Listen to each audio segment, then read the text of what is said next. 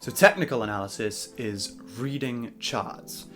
So all of the fancy looking charts you see and all of the really complicated stuff you see people doing with regards to trend lines, support and resistance, moving averages, Fibonacci retracements, RSI, CCI, stochastic oscillators, Hikanashi, all of these really interesting things that you see that there's already an abundance of content on YouTube for. That's technical analysis. It's looking at charts and making conclusions and assumptions based on the forward movement of the market based on what's happened on the chart. That's technical analysis. And that's what you'll often hear people call technicals. So a technical support level, resistance level. That would be technical analysis. Fundamental analysis is the underlying economics of the market. Okay, and I think the best way I can describe this is with an example. So to take a stock, a fundamental of a stock would be its quarterly earnings report and perhaps the trend of its quarterly earning reports. That would be a fundamental of that market, whereas a technical would be maybe it's oversold on the RSI. So that's technical analysis, that's fundamental analysis. If you didn't know already, now you do. The question of this video is, what's better? Hi, welcome to episode 4 of the Introduction to Financial Markets playlist.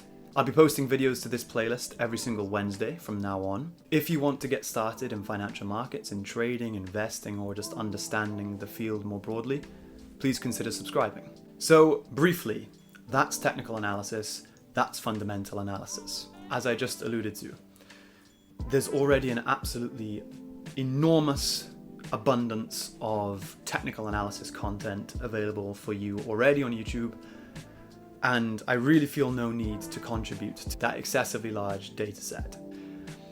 The question of this video to introduce you to financial markets is, what's better? What should you be focusing on? What should you be spending your time studying and researching and doing your own due diligence when making your own trades and investing and trying to understand the field of financial markets as a whole? What is better?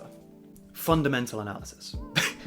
Okay, in my opinion, fundamental analysis is better than technical analysis, and I'm going to spend the rest of this video explaining why I think that.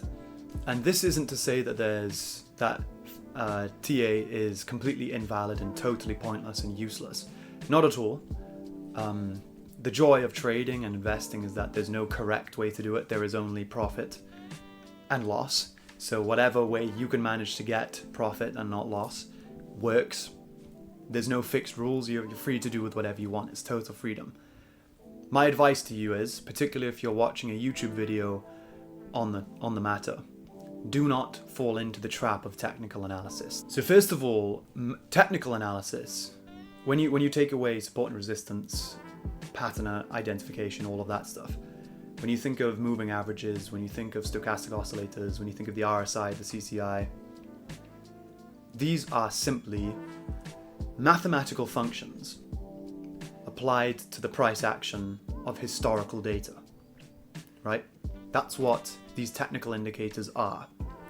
They are mathematical, objective, numerical, quantitative data points concluded from mathematical functions on previous data. That's what it is. These indicators, this quantitative data you're receiving from your technical analysis, it lacks nuance. It lacks context.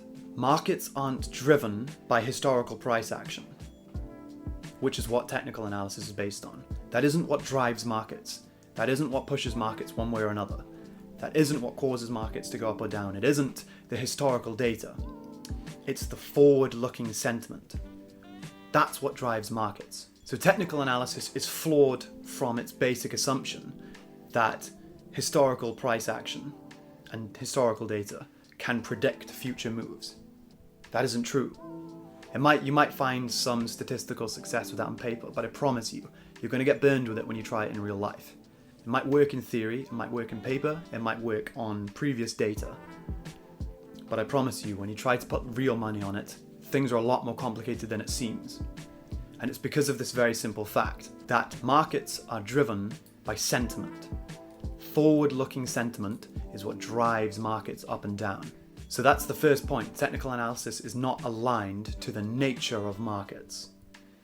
It's an effective tool for what it is, and there's plenty of uses for it. I'm not completely devalidating it. But it's not aligned to the nature of what drives markets, and that is forward-looking sentiment, not historical price action. So that's kind of the first point I wanted to make with this video, and for hopefully you as a beginner to kind of understand. Technical analysis, it looks good, it sounds good.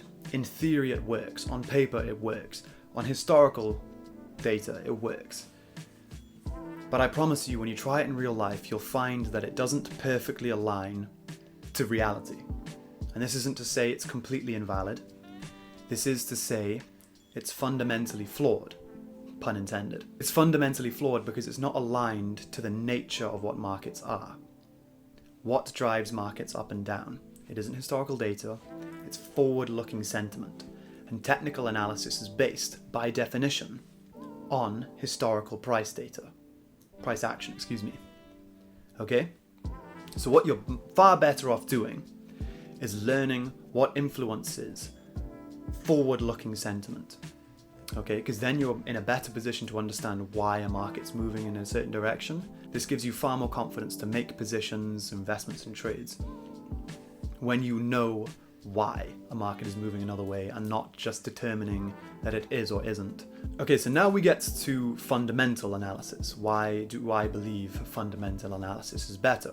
Fundamentals have a far more influential effect on the price of a market. Okay, fundamentals and economics really drive the bigger trends. They push prices up, they pull them back down in a far bigger way than technicals do. Okay, that's point number one. It's a far more dominant force in investor sentiment and in market behavior. Okay, so think of, in terms of stocks, quarterly earnings coming out, that's far more important than a stochastic level being hit. This is what drives long-term investor sentiment, which will drive the long-term big picture trend up or back a certain way. Okay, in bonds, that's the government issuing more debt. In FX, that's central bank stance. So that's point number one. Fundamental analysis is clearer.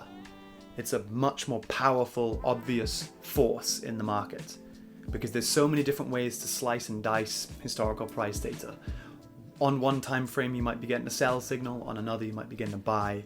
There's so much subjectivity and there's so many different ways that there's almost an infinite number of ways at any given time that you could validate a buy signal or a sell signal using technical analysis, whereas fundamentals really cuts through to the underlying economics and allows you to understand, okay, what's the fundamental value of this asset? The second reason I believe fundamental analysis to be more valuable to an investor and a trader is that it's far more consistent. So what you'll often find with technical systems, if ever you tried them, as I said, it's mechanical, it's mathematic, and in certain phases of market behavior, say you have trending and ranging, you might have a technical system that works perfectly in a trending market. But then when markets kind of lull and hit a bit of a ranging few weeks, that technical system might just completely fail, which is not where you want to be if you're trying to take money consistently from the markets. You really want to be in a position where you understand why the market is behaving the way it is. Okay, and technical analysis lacks that context, that nuance, that deeper understanding. And it lacks, the key word here is flexibility. Technical analysis lacks flexibility in a way that fundamental analysis does not. With fundamental analysis, you can, I don't want to say predict, but you can, let's say, conclude that this will result in a very strong trend, and then there might be a bit of bad news coming out that dampens that trend, and that's when you get those ranging conditions in markets. With fundamental analysis, you can take your money out of the market fluidly and flexibly. You can close a position and then rationally conclude that now is not a good time to make investments or trades. Whereas with technicals, when you're following that rigid mathematical program of making trades or closing, you kind of lack the flexibility to really adapt to different market conditions. All right. So that's a very, very key reason why I believe fundamental analysis is superior, is because it gives you that flexibility. It gives you that consistency over the long run. It allows you to adapt in ways that technical analysis really does struggle with. And all of this essentially boils down to the root difference between the two. And that is, with fundamental analysis, when you understand the economics of a market, when you understand the fundamental reasons why it goes up and down and why it behaves the way it does and when it's going to move a certain way, when you understand the general fundamental narrative of what's pushing a market up or down, this gives you a much clearer picture of the actual nature of what a market is, okay? Markets are fluid. Markets aren't rigid, okay?